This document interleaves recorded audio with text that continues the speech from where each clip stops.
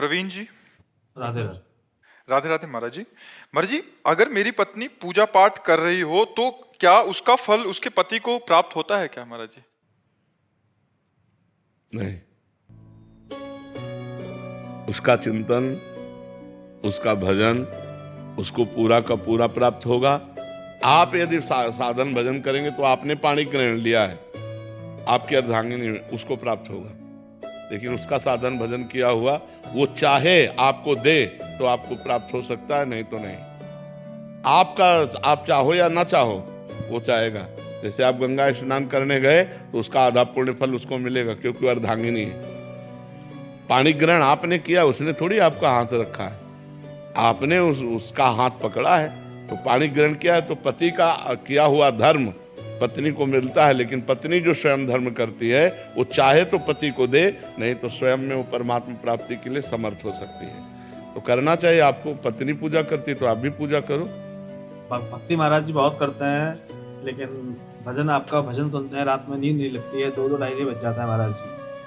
भक्ति बहुत करते हैं यार, आज तक हम नहीं कह पाए। भक्ति बहुत करते हैं, हमको भी संकोच लगता है कि अभी करते हैं महाराज जी, जितना हो पाता है उतना करते हैं, ड्यूटी के जितना समय निकाल पाते हैं। ये शब्द ठीक है, जितना हो पाता है उतना कर। बहुत करने में तो हम लोगों भी की हिम्मत नहीं इतना कह दें कि बहुत भक्ति करते हैं। आधा पत्नी ले जाती है ना। ना, खूब खूब नाम, भगवान का नाम जप करो। लेकिन रात में नींद नहीं लगती है महाराज जी। टेबलेट ले लो, नींद का टेबलेट ले लो, क्या करे बताओ।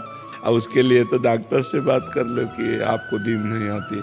नींद ना आने का मतलब है शरीर का अधिक परिश्रम से युक्त ना होना, माइंड का अधिक परिश्रम से युक्त हो जाना। अगर शरीर का परिश्रम सही हो जाए और माइंड शांत रहे तो आराम से नींद आ जाए। अब शांत कैसे रहे? मनोराज्य यही सबका चलता रहता है। ये होने के बाद ऐसा हो जाएगा, इतना हो जाएगा, फिर ऐसे हो जाएगा, फिर ऐसा कर लेंगे, फिर वो भोग लेंगे, फिर कोई टेंशन वाली भी बात आ जाती है, प्रतिकूलता वाली। वही सब सोचते सोचते क्या होता है, मन अशांत हो जाता है। अशांत से कुतः सुखम, जो अशांत मन है उसमें सुख नहीं तो नींद कहाँ? तो शरीर उतना श्रमित नहीं होता जितना माइंड श्रमित हो जाता है। और माइंड को विश्राम दो और शरीर को श्रम से युक्त करो, तभी बात। और विश्राम भगवान के नाम रूप लीला धाम में मिलेगा। तब लग कुशल न जीव कहूं, सपने हो मन विश्राम, जब लग भजत न राम को, शोक धाम तज काम।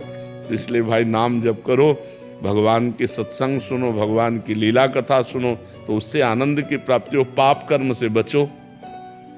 पाप कर्म जो जानते हो कि ये सब पाप कर्म है, उन पाप कर्मों से बचो। आजकल तो बहुत गंदी बातें चल गई हैं, बॉयफ्रेंड गर्लफ्रेंड, गंदी गंदी गंदी बातें, ये तो बहुत हानिकारक हो गई। ब्याह हो गया पति दूसरी से, पत्नी दूसरे से, ये सब बहुत गलत गलत बातें हो रही। और कितना सुंदर पति हो उसको अपने पति पर संतुष्टता नहीं, कितनी सुंदर पत्नी हो उसको अपनी पत्नी पर संतुष्टता नहीं। आज हमारे धार्मिक भारत देश में ये जो गंदी बातें प्रचलित हो गई, कितना मतलब अनिष्ट हो रहा है।